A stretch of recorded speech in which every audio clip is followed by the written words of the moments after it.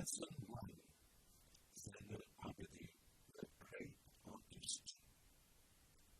The pioneer of Bangladeshi modern art, Zainal Abidin is widely acclaimed for his Bengal famine sketches. Through a series of sketches, Zainal not only documented the harsh famine of 1940, but also showed its sinister face with the skeletal figures of the people destined to die of starvation in a man-made plight.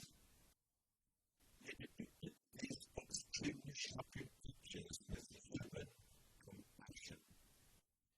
He made his own ink by burning charcoal and using cheap ordinary packing paper for sketching. He produced a series of brush and ink drawings, which later became iconic images of human sufferings. Zainal developed a knack for drawing and painting when he was a high school student. After completing high school, he got admission to the Government School of Art, Calcutta, now Kolkata. He graduated with the first position in the first class in 1938. He was appointed teacher at the art school while he was still a student there. He also attended the Sneed School of Arts, London, in 1951-52. Zainal Abidin is considered the founding father of Bangladeshi art. He was an artist of outstanding talent and earned international reputation. For his artistic and visionary qualities, he is referred to as Shilpacharya, meaning great teacher of art in Bangladesh. He was the first principal of the first art school in Dhaka in East Pakistan, now Bangladesh. He organized the Nabanno Harvest exhibition in 1969. In the exhibition, a 65-foot-long school portrayed the rural East Pakistan in phases from abundance to poverty. This intensified the already heightened non-cooperation movement against the Pakistan regime. The exhibition was symbolic of the artist's protest and a milestone in demanding cultural and political freedom. Zainal's dynamic style of work is evident in a 30-foot-long scroll painting called Monpura, which was done to commemorate the death of hundreds and thousands of people in the devastating cyclone of 1970. He designed the pages of the Constitution of Bangladesh. He founded the Folk Art Museum at Sonargaon and also Zainal Abidin Shangrava Shala, a gallery of his own works in Mymensingh in 1975. The river Brahmaputra plays a predominant role in his paintings and a source of inspiration all through his career. Much of his childhood was spent near the scenic beauty of the river Brahmaputra. A series of water talents that Zainal did as his tribute to the river earned him the Governor's Gold Medal in an all-India exhibition in 1938. This was the first time when he came into spotlight, and this award gave him the confidence to create his own visual style. Lesson 2. The Art of Silence. In the primitive age, communications took place between humans through signs and gestures. As humans began to use their vocal cords, these silent gestures were no longer used as the primary means of communication. But they did not completely disappear. They evolved as a form of art used to entertain thousands and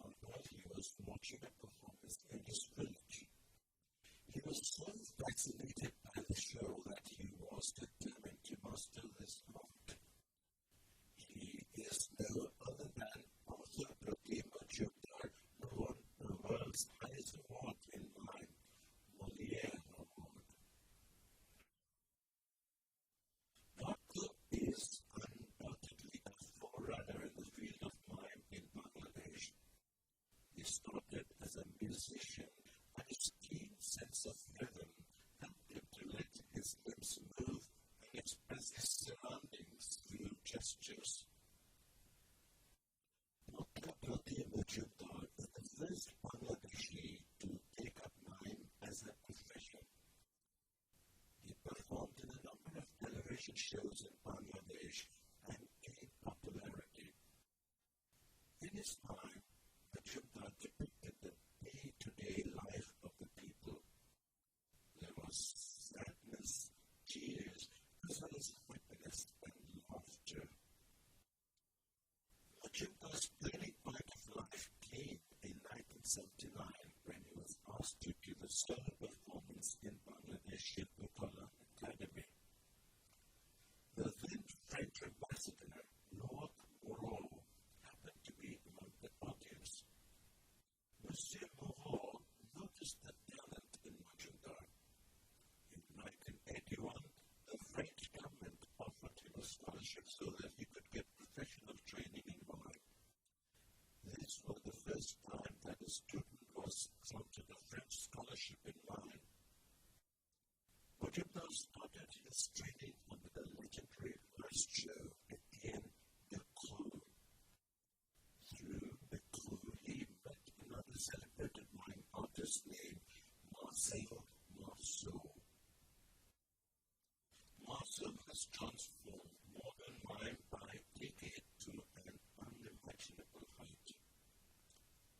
Marceau was very impressed by the Bangladeshi young talent and offered him a place in his school for mime named École Internationale des Démonstrants de Paris, Marcel Marceau. This school is the biggest and the best in the world. During his 3 years training period, Majumdar practiced 60 to 80 hours daily till each and every bone in his body would feel like breaking. After his time with Marceau, there was no looking back for Majumdar.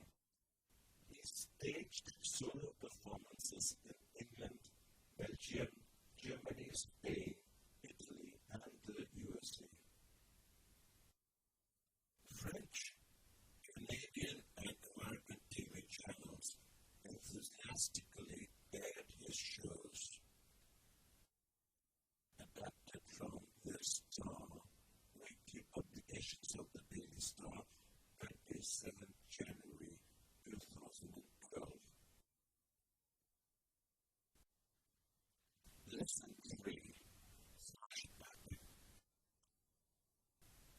Dr. Majumdar was born in 1954 in Auckland to a family of artists. He spent most of his early years in his ancestral home, one of the biggest houses situated in a small locality known as Kalachampara. At that time, Kalachampara was well known for its cultural activities. There were festivals and various types of cultural shows throughout the year. Majumdar's father, a photographer by profession, was an art lover. He thought that inspired his son to appreciate different forms of art. Majumdar went to live with his aunt in Nagar, 30 kilometers away from Kolkata in 1966. It was there that he first came across a mime artist named Yogesh Dutta. The real actor narrated stories without uttering a single word, lifting Majumdar's spellbound. He took lessons of mime from Dutta and Yogesh Dutta's Mime Academy in Kolkata from 1966 to 1972. Lesson 4. The Beginning. It was autumn, August 26, 1910.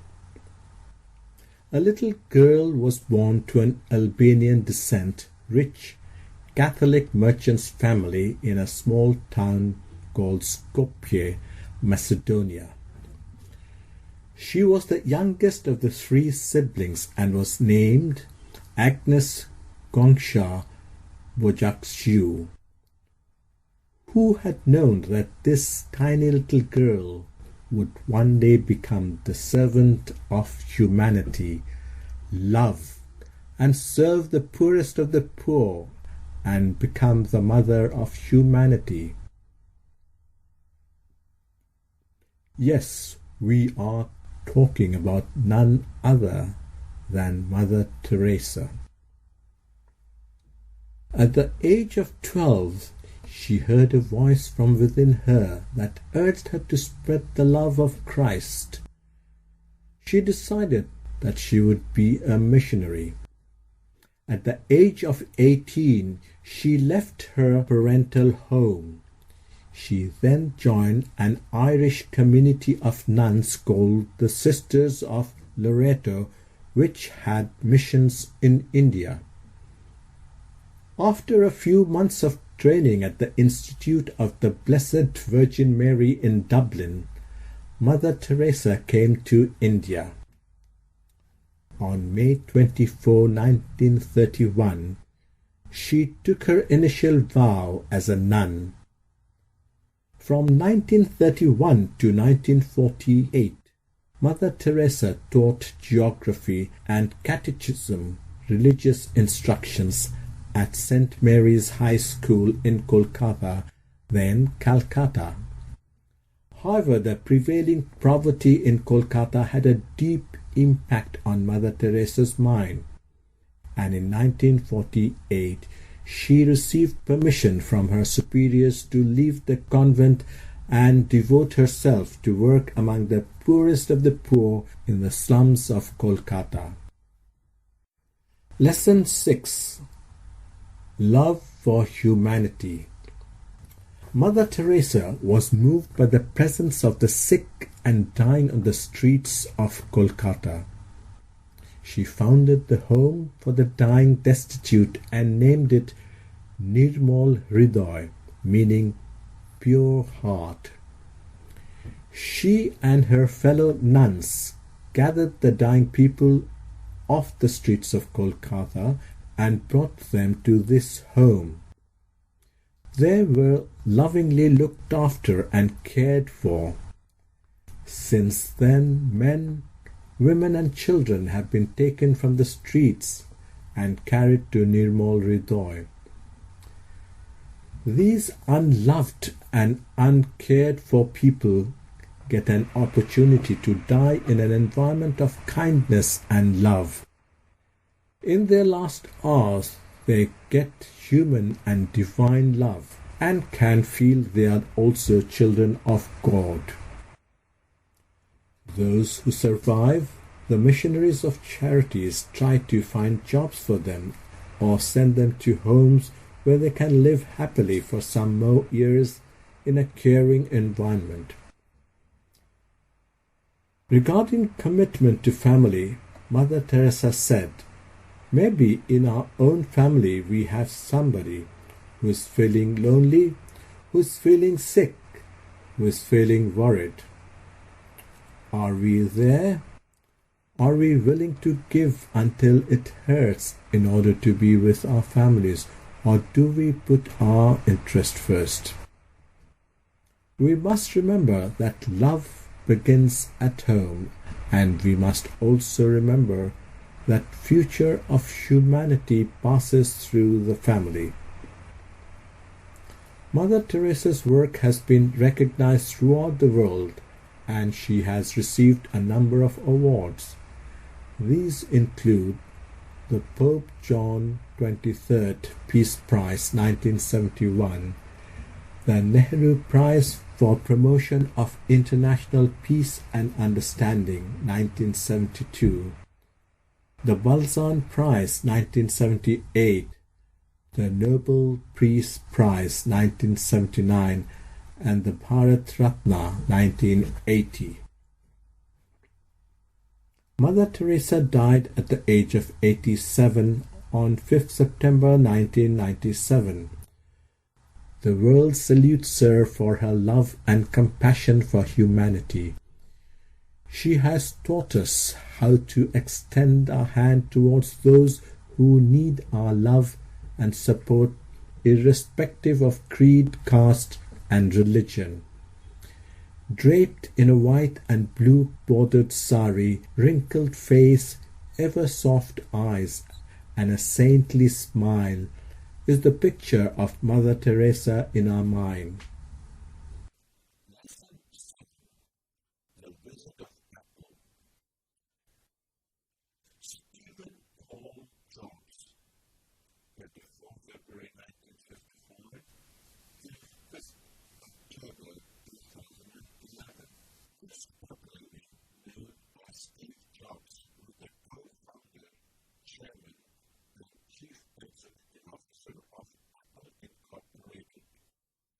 He was the pioneer of the personal computer revolution. He was famous for his career in the electronic field of computers and consumers. This became possible through the marketing of Apple computers. In 1985, Jobs left Apple after losing a power battle with the board of directors. He then founded Next, a computer platform development company specializing in the higher education and business market. On the other hand, Apple failed to bring up any new operating system during Jobs' absence. Jobs returned to Apple as an advisor and took control of the company as an interim CEO.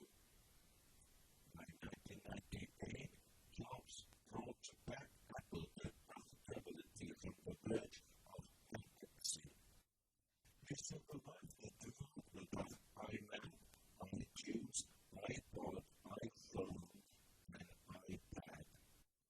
These devices are so simple and user-friendly that even a child can operate them. He supervised the company's Apple stores, iTunes Store, and the App Store too.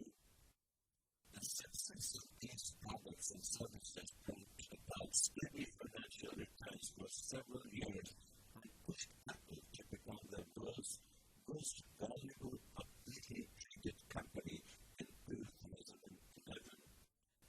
This triumph is regarded as the greatest turnaround in the business history. Steve Jobs has been highly acclaimed as a visionary leader. Jobs has changed people's perspective of computers and how they use it, consume personal media, and how they communicate with each other.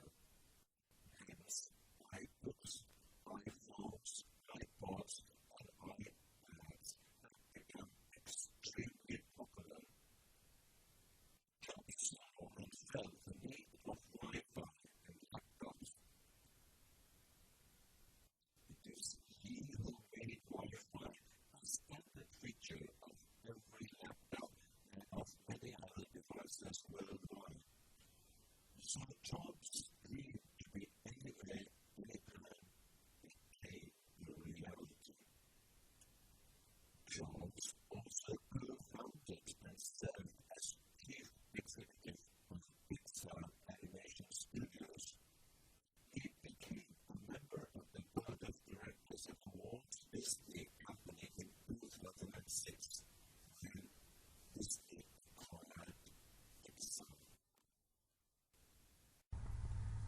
Lesson 8. Jobs' Childhood. Read the text and write answers to the questions that follow. A car mechanic, Paul Jobs, and his wife Clara Jobs adopted Steve Jobs. Steve Jobs was abandoned at birth. Paul and Clara loved Steve very much. They made him feel that he was chosen and very special. One of his colleagues, Del Jocham, said about Steve, "I think his desire for complete control of whatever he makes derives directly from his personality and the fact that he was abandoned at birth." Jobs' mother taught him how to read and write before he went to the elementary school. So when he went to school, he found out that he knew everything that the teachers were teaching. he got bored and played pranks to keep himself busy. This continued for the first few years. It was clear from his behavior that he could not accept other people's authority. He said, "I encountered authority of different kinds that I have never encountered before, and I did not like it." A turning point came when he was in grade 4. His teacher, Imogen Hill, watched him very closely for some time and soon found out how to handle him and get things done by him. In order to get things done, she used to give him money and food. One day after school, she gave Jobs a workbook with math problems in it. She said, "I want you to take it home and do this." She showed Jobs a huge lollipop and said, "When you are done with it, if you get it mostly right, I'll give you this and $5. Within 2 days, Jobs solved the math and returned the book to his teacher. This continued for a couple of months, and Jobs enjoyed learning so much that he did not need any return. Also, he liked his teacher very much and wanted to please her. In Miss Hill's class, Jobs felt he was special. At the end of the 4th grade, Jobs did very well. It was clear not only to Jobs and his parents, but also to the teachers, that he was exceptionally intelligent. The school proposed that Jobs should skip 2 classes and go into 7th grade. This would mean that Jobs would find the study challenging and he would be motivated to study. His parents had him skip only 1 grade. Stephen Paul Jobs was the pioneer of the personal computer revolution. He was famous for his career in the electronic field of computers and consumers. Source: Steve Jobs by Walter Isaacson.